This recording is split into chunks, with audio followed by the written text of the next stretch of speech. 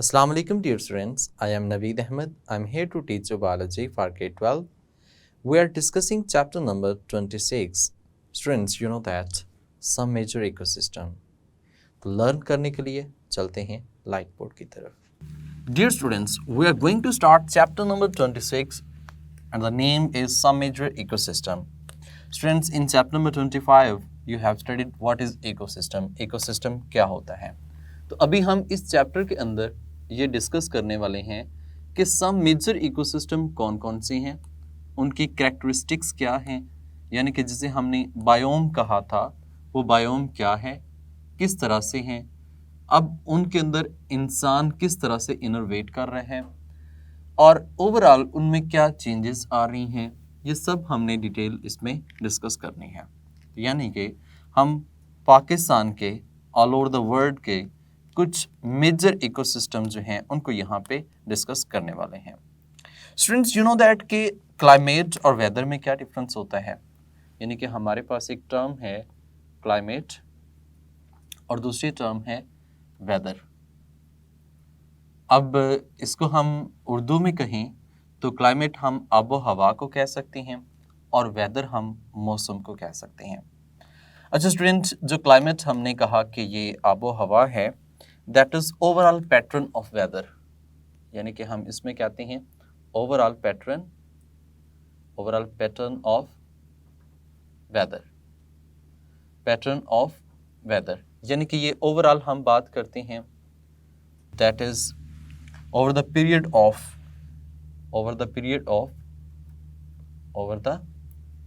Period of यानी कि इसमें जो टाइम होता है वो हम कह सकते हैं ईयर्स टू ईयर्स, यानी कि एक साल से दूसरे साल तक, या फिर हम ऐसे भी कह सकते हैं इवन सेंचुरी टू सेंचुरी, यानी कि एक सदी से दूसरी सदी तक उस एक खास रीजनल एरिया का आबो हवा जो है वो एक जैसे ही रहती है. ठीक है, यानी कि हम ऐसे कह सकते हैं that is long term fluctuations. इसमें लॉन्ग टर्म फ्लक्चुएशंस जो हैं वो आती हैं, ज़्यादा टाइम ड्यूरेशन जो है वो इसमें यूटिलाइज होता है, या फिर ओवरऑल हम पैटर्न की बात करते हैं.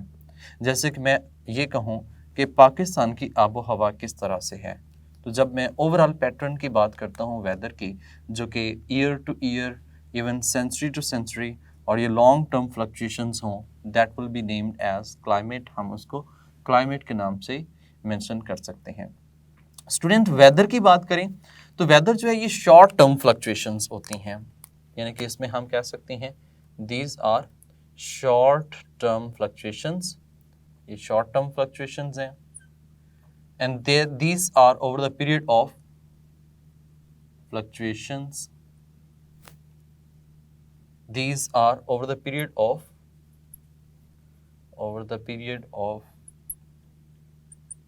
hours, यानी कि इसमें हम कह सकते हैं घंटे, और days, or you can say that are weeks. ठीक है. अब देखिए, मतलब यह है कि एक हफ्ते के अंदर या फिर एक मंथ के अंदर या फिर एक डे, यानी कि स्पेसिफिक डे की हम बात करते हैं, आवर्स की बात करते हैं, तो वो जो शॉर्ट टर्म फ्लक्चुएशंस आती हैं वो क्या कहलाती हैं, वेदर्स कहलाती हैं. इनका टाइम पीरियड हम देखें तो आवर्स, डेज, वीक्स पर मुश्तमिल होता है. जैसे हम इसमें क्लाउड कवर की भी बात कर लेते हैं. क्लाउड कवर जैसे कि हम ये कहते हैं कि रात 10 बजे या फिर आफ्टर मिडनाइट के बाद जो है वो बारिश के इम्कान है, तो क्लाउड कवर्स आने के चांसेस होते हैं. तो ये वेदर है, यानी कि हम इसमें वेदर की बात करते हैं.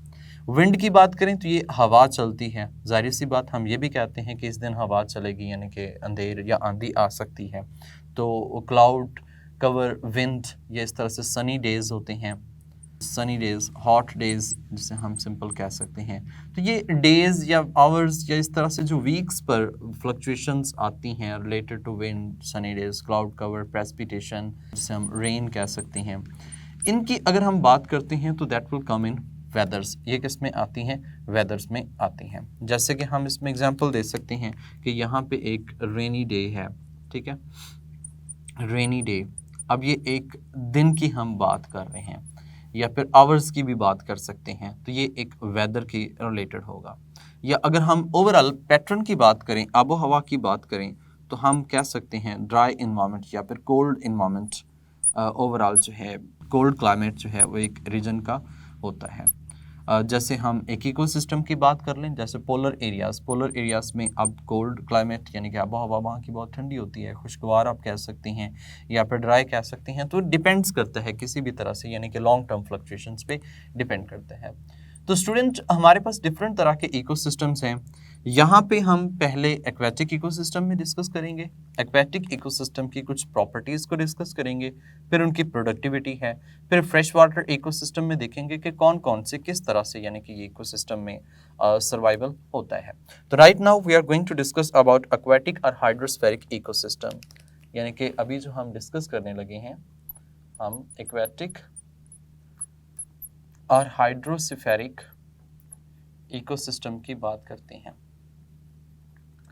स्टूडेंट एक्वेटिक और हाइड्रोस्फेरिक मतलब पानी, हाइड्रो का मतलब भी वाटर ही होता है, तो यानी कि वो वाला एरिया जहाँ पे वाटर का कंटेंट हो, या फिर एक्वेटिक इन्वायरमेंट में एक्वा की बात करते हैं, वाटर की बात करते हैं, तो ऐसा इन्वायरमेंट क्या कहलाता है? एक्वेटिक इन्वायरमेंट कहलाता है या फिर इकोसिस्टम कहला सकता है। स्टूडेंट्स आप इसको डिफाइन कैसे कर सकते हैं? इसको डिफाइन करना बहुत ही आसान है। अ सिस्टम, हम कहते हैं कि एक ऐसा system where non-living and living organism, non-living and living organisms exchange their material, exchange their material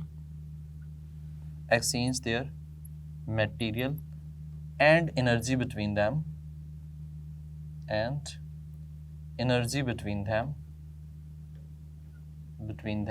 that is known as ecosystem। उसको हम इकोसिस्टम कह सकते हैं। और यहाँ पे हम इकोसिस्टम की बात करें तो ओवरऑल दो तरह के इकोसिस्टम सर्वाइव करते हैं। मेनली जो हम कहते हैं, the one is aquatic ecosystem and the other one you know that is terrestrial ecosystem.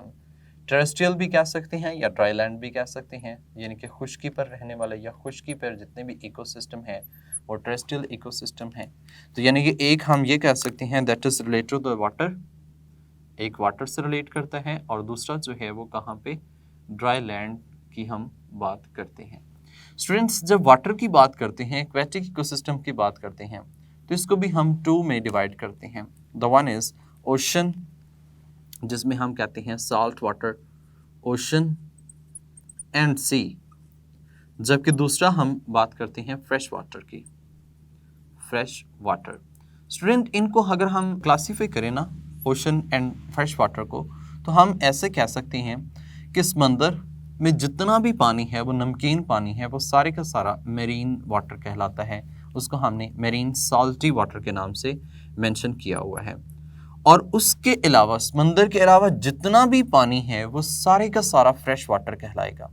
अब जब समंदर के अलावा हम बात करते हैं तो we can say it about lakes, rivers, हम लेक्स की बात करते हैं, रिवर्स की बात करते हैं, अंडरग्राउंड वाटर की बात कर सकते हैं, ज़ेरे ज़मीन जो वाटर है, आइस कैप्स में जो वाटर है उसकी भी बात कर लेते हैं।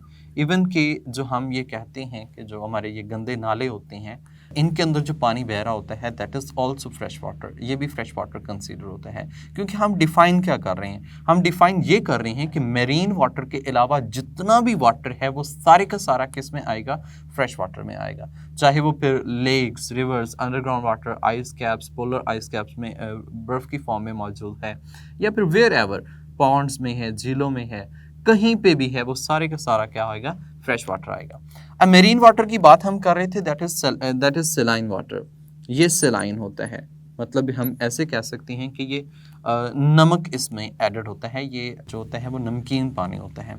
स्टूडेंट ओवरऑल अर्थ की बात की जाए तो 71% of earth that is marine water, ये क्या है, मेरीन वाटर है। और अगर बात की जाए फ्रेश वाटर की तो that is just and only about less than 1%, ये 1% से भी कम होता है। यानी कि ये लेस देन 1% इतना कम है कि आप कह सकते हैं कि 0 पॉइंट समथिंग में आता है। जैसे कि आप प्रीवियस चैप्टर में डिस्कस भी कर चुके हैं कि ये 97% जो होता है वो इस पूरे वाटर में से जो है वो ओशन मेरीन वाटर है, बाकी 3% फ्रेश वाटर है। उन 3% में से भी आइस कैप्स में हैं 2, और उससे कम फिर आहिस्ता आहिस्ता यानी कि हम 0.00 समथिंग में ऐसा होता है जो एग्रीकल्चर और डोमेस्टिक पर्पस के लिए हम यूटिलाइज करते हैं। तो स्टूडेंट यहाँ पे हम जो पहले डिटेल डिस्कस करेंगे एक्वेटिक इकोसिस्टम की डिटेल डिस्कस करेंगे। अब एक्वेटिक इकोसिस्टम की कुछ प्रॉपर्टीज़ हैं जिनकी बेस पे ये सारे का सारा इकोसिस्टम जो है वो सर्वाइव करता है। अभी तक हमने क्या डिस्कस किया है? अभी तक हमने डिस्कस किया है कि क्लाइमेट और वेदर में डिफरेंस क्या होता है। It is very important short question.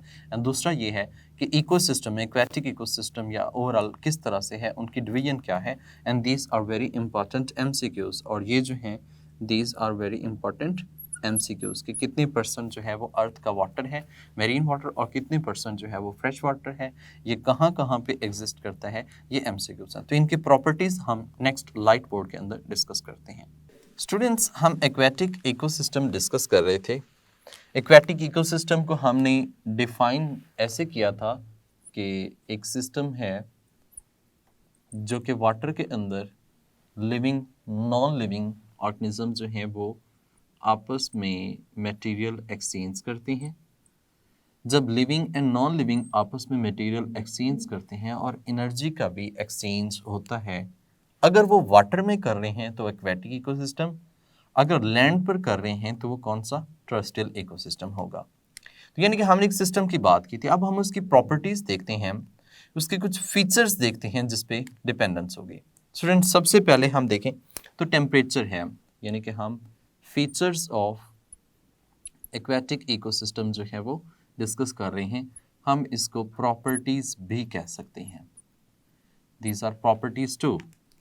अब इसमें एग्जाम्पल जो है, या आप ऐसा कह सकते हैं कि जो पहली प्रॉपर्टी है दैट इज टेम्परेचर, वो है टेम्परेचर। स्टूडेंट, टेम्परेचर क्या है? टेम्परेचर हमने कहा कि ये एक हीट हम सिंपल कहते हैं, लेकिन अगर हम एक्वेटिक इकोसिस्टम की बात करें, वाटर की बात करें, तो टेम्परेचर ऑलमोस्ट कैसा रहता है? कांस्टेंट रहता है। आप ऐसे भी कह सकते हैं कि वेरी स्लो चेंज आता है, वेरी स्लो चेंज आता है, यानी कि उसमें जो चेंज है वो बहुत स्लो आएगा। ठीक है, वाटर के अंदर यानी कि टेम्परेचर जो है ये कैसा रहेगा? कांस्टेंट, और चेंज जो है वो कैसा रहेगा? बहुत स्लो रहता है। फिर हम ऐसे भी कह सकते हैं कि जो टेम्परेचर है उसमें लेयरिंग मौजूद होती है। टेम्परेचर स्ट्रेटिफिकेशन हम एक वर्ड यूज़ करते हैं। टेम्परेचर स्ट्रेटिफिकेशन जो है वो वाटर के अंदर मौजूद होती है। टेम्परेचर स्ट्रेटिफिकेशन का मतलब ये है कि ऊपर वाले रीजन में टेम्परेचर जो है वो ज़्यादा होता है क्योंकि वहाँ पे लाइट पेनिट्रेट कर रही होती है। जैसे हम डीपर जाते हैं तो नीचे वाले लेयर्स के अंदर टेम्परेचर जो होता है वो क्या होता है? ज़्यादा होता है।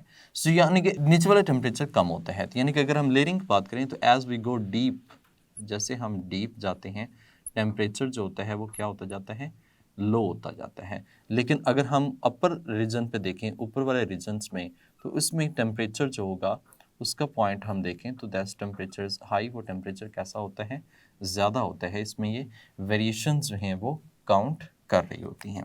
स्टूडेंट्स, हम ऐसे कहते हैं कि इतना मॉडरेट टेम्परेचर रखा जा सकता है कि कुछ इन्वायरमेंट, कुछ लेक्स या कुछ वाटर बॉडीज़ ऐसी हैं जिनमें टेम्परेचर बहुत मॉडरेट होता है, और इतना मॉडरेट होता है दैट सपोर्ट लाइफ, जो कि लाइफ को क्या करता है? सपोर्ट कर रहा होता है। स्टूडेंट्स, नेक्स्ट पॉइंट है एब्जॉर्प्शन ऑफ एनर्जी, यानी कि एनर्जी को कैसे एब्जॉर्ब करते हैं। Absorption of energy, absorption of energy, definitely student energy को एब्जॉर्ब करना ये भी इनका काम होता है। स्टूडेंट देखें, एनर्जी जो है ये बेसिकली फोटोसिंथेटिक प्लांट्स की हम बात करें तो वो मेनली इसमें इन्वॉल्व हैं। फोटोसिंथेटिक प्लांट्स की बात करें तो वो इसमें इन्वॉल्व हैं। अब फोटोसिंथेटिक प्लांट्स जो होते हैं ये क्या करते हैं? फोटोसिंथेसिस परफॉर्म करते हैं। क्या परफॉर्म करते हैं? फोटोसिंथेसिस। और यू नो दैट फोटोसिंथेसिस के लिए दे रिक्वायर लाइट। उनको क्या रिक्वायर होता है? लाइट रिक्वायर होती है। They require light. ठीक है स्टूडेंट, अब देखें वाटर बॉडीज़ की बात करें तो वाटर बॉडीज़ में लाइट पेनिट्रेट करती है, बिल्कुल करती है। ठीक है। लेकिन अगर हम ट्रांसपेरेंट वाटर की भी बात करें, जो बिल्कुल ट्रांसपेरेंट है, ट्रांसपेरेंट वाटर की बात करें जो बिल्कुल ट्रांसपेरेंट होता है, इसकी बात करें तो that can absorb light energy. ये क्या करता है? Absorb light energy. ये लाइट एनर्जी को एब्जॉर्ब करती है। अब इतना तक एब्जॉर्ब करती हैं कि जैसे जैसे हम मूव करते हैं deep, as we move deep into water, अगर हम वाटर में डीप चले जाते हैं, सो हम इसमें कहते हैं जैसे जैसे वाटर में डीप जाएंगे, लाइट जो है वो क्या होगी? लेस पेनिट्रेट, ठीक है, यानी कि कम उसमें पेनिट्रेट जो है वो करेगी। स्टूडेंट, अगर बिल्कुल ट्रांसपेरेंट वाटर की भी बात करें तो अप टू 600 फीट, 600 फीट तक हम कह सकते हैं कि लाइट जो है not penetrate, light not penetrate, light इतनी पेनिट्रेट नहीं कर पाती। यानी कि 600 के बाद अगर हम देखें तो डार्कनेस ही मौजूद होती है, और यहाँ पे इतनी पेनिट्रेट कर सकते हैं कि there will be no photosynthesis, उसमें फोटोसिंथेसिस जो है वो भी नहीं हो रही होती, नो फोटोसिंथेसिस, उसमें कोई फोटोसिंथेसिस जो है वो भी नहीं हो रही। तो जिस जिस तरह से आप वाटर में डीप जाते हैं तो वहाँ पे लाइट की पेनिट्रेशन भी क्या होती जाती है? कम होती जाती है। और अगर हम बॉटम पे चले जाएं तो बॉटम पे हम कह सकते हैं नो लाइट, और सो इसमें हम कह सकते हैं नो फोटोसिंथेसिस, फोटोसिंथेसिस मौजूद नहीं होती और डार्कनेस जो है वो एग्जिस्ट करती है। तो वहाँ पे एनिमल्स, ऑर्गेनिज्म जो हैं वो भी उसी तरह से ही सर्वाइव कर रहे होते हैं। स्टूडेंट, नेक्स्ट पॉइंट है न्यूट्रिएंट्स, कि न्यूट्रिएंट्स की क्या इसमें डिवीजन होती है, न्यूट्रिएंट्स किस तरह से एब्जॉर्ब जो हैं वो कर रहे होते हैं। न्यूट्रिएंट्स, न्यूट्रिएंट्स स्टूडेंट्स, जो न्यूट्रिएंट्स होते हैं हम इनकी बात करें तो न्यूट्रिएंट्स भी हम कह सकते हैं ऐसी जगह जहाँ पे हम बॉटम की बात कर लें, बॉटम पे तो न्यूट्रिएंट्स का हाई कंटेंट होता है। क्या होता है? हाई कंटेंट होता है। लेकिन अगर हम अपर सरफेस पे देखें, अपर वाटर बॉडी की पार्ट में देखें तो लेस न्यूट्रिएंट्स, न्यूट्रिएंट्स जो होते हैं वो क्या होते हैं? लेस कंटेंट जो है वो इनका मौजूद होता है। सेम एज इट इज अगर हम नियर शोर बात करें, यानी कि किनारे के करीब हम बात करते हैं, नियर शोर, किनारे के करीब, तो वहाँ पे क्या होता है? मोर कंटेंट, मोर न्यूट्रिएंट्स जो हैं वो एग्जिस्ट कर रहे होते हैं। तो न्यूट्रिएंट्स की डिविजन्स होती हैं। हम ऐसे भी कह सकते हैं एक जोन से दूसरे जोन में मूव करते हैं, यानी कि एक एरिया से दूसरे एरिया में मूव करते हैं, तो दैट विल वेरी, ये वेरी करता है। वेरी का मतलब कि इसमें वेरिएशंस होती हैं, ये डिफरेंट तरह से एग्जिस्टेंस होती है। एक जोन में कुछ और है, दूसरे जोन में कुछ और है, तो ये न्यूट्रिएंट्स जो हैं वो वेरी करेंगे। Even you can say that season two season, यानी कि अगर हम एक सीजन से दूसरे सीजन में मूव करते हैं तो देन भी न्यूट्रिएंट्स क्या करते हैं? वेरी करते हैं। सो न्यूट्रिएंट्स जो होते हैं ये हम कह सकते हैं कि दैट वेरी, एक रीजन पे ज़्यादा, दूसरे रीजन में कम, एक रीजन पे और कम, दूसरे रीजन में और ज़्यादा, या एक सीजन में ज़्यादा है, दूसरे सीजन में कम। तो न्यूट्रिएंट्स में वेरिएशंस आती रहती है। और न्यूट्रिएंट्स जो होते हैं these are essential for the life, ये उनकी लाइफ के लिए क्या होते हैं? एसेंशियल होते हैं। They have to depend upon the nutrients, वो न्यूट्रिएंट्स के ऊपर क्या कर रहे होते हैं? डिपेंड कर रहे होते हैं। स्टूडेंट्स, नेक्स्ट पॉइंट है अबंडेंट विद वाटर सप्लाई, यानी कि these are abundant with water, abundant with water. Water का कंटेंट जो है वो उनमें बहुत ज़्यादा मौजूद होता है। अब ये वाटर इस तरह से होता है कि हम कह सकते हैं दैट सपोर्ट लाइफ। आप ऐसे भी कह सकते हैं कि water is essential for life, water is essential for life as nutrients essential for life, so water भी जो है वो बहुत important होता है। वाटर जो है इनके पास abundant amount में मौजूद होता है, काफ़ी ज़्यादा aquatic environment में मौजूद होता है। स्टूडेंट, अगर हम इसमें टेम्परेचर की बात करें तो यू नो दैट वाटर में टेम्परेचर जो है वो बहुत ही स्लो चेंज होता है। वी हैव ऑलरेडी डिस्कस्ड, हम इसको डिस्कस कर चुके हैं। और न्यूट्रिएंट्स की डिवीजन्स जो होती है वो भी क्या होती है? अनइक्वल न्यूट्रिएंट्स भी उसमें डिवाइड करते हैं, कहीं पे ज़्यादा होते हैं, कहीं पे कम होते हैं। तो ये वेरिएशंस जो होती हैं वो इसमें एग्जिस्ट कर रही होती हैं। स्टूडेंट, यहाँ पे बात की जाए तो हम एक्वेटिक लाइफ में बात करें, it is a MCQ too कि एक्वेटिक लाइफ में बात करें तो टाइप ऑफ, यानी कि एक्वेटिक लाइफ की बात करें तो टाइप ऑफ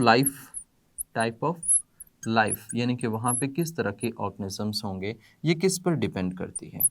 तो दैट डिपेंड्स अपॉन न्यूट्रिएंट्स, ये किस पर डिपेंड करती है, वहाँ के प्रेजेंस न्यूट्रिएंट्स किस तरह से हैं। और you can say that light, ये लाइट पर डिपेंड करती है। और you can say that is also depend upon the energy, कि किस तरह की लाइट एनर्जी होगी वहाँ पे, एनर्जी किस तरह से है, न्यूट्रिएंट्स किस तरह से है। तो उसी के ऊपर उसकी एक्वेटिक लाइफ यानी कि टाइप ऑफ लाइफ जो है या quantity of the life of organism जो है वो भी इसी पे डिपेंड कर रही होती है। तो ओवरऑल यहाँ पे ये प्रॉपर्टीज़ हमने डिस्कस की, जो कि 4 प्रॉपर्टीज़ हमने यहाँ पे इसकी डिस्कस की हैं, जिनमें से नंबर 1 पे है टेम्परेचर किस तरह से वेरी करता है। नंबर 2 पे है कि वो अपने एनर्जी को एब्जॉर्ब कैसे करते हैं। नंबर 3 पे हमने कहा कि उसमें न्यूट्रिएंट्स मौजूद होते हैं। नंबर 4 पे हमने कहा कि अबंडेंट वाटर मौजूद होता है, जो कि उनकी लाइफ सपोर्ट के लिए बहुत ही एसेंशियल होता है। तो स्टूडेंट, ये प्रॉपर्टीज़ जो हैं सेपरेटली MCQ की फॉर्म में, शॉर्ट क्वेश्चंस दोनों तरह से पूछे जा सकती हैं। अगला जो पॉइंट है वो ये है कि प्रोडक्टिविटी ऑफ एक्वेटिक एनवायरनमेंट ये क्या होती है and how we can measure it, और हम उसको किस तरह से मेजर कर सकते हैं, तो वो देखते हैं नेक्स्ट। जी स्टूडेंट्स, उम्मीद करता हूँ कि आप ये बात समझ चुके होंगे कि एक्वेटिक इकोसिस्टम की कौन कौन सी प्रॉपर्टीज़ हैं, क्लाइमेट और वेदर में क्या डिफरेंस है। मुझे इजाज़त दें, अपना ख्याल रखिएगा, अल्लाह हाफिज़।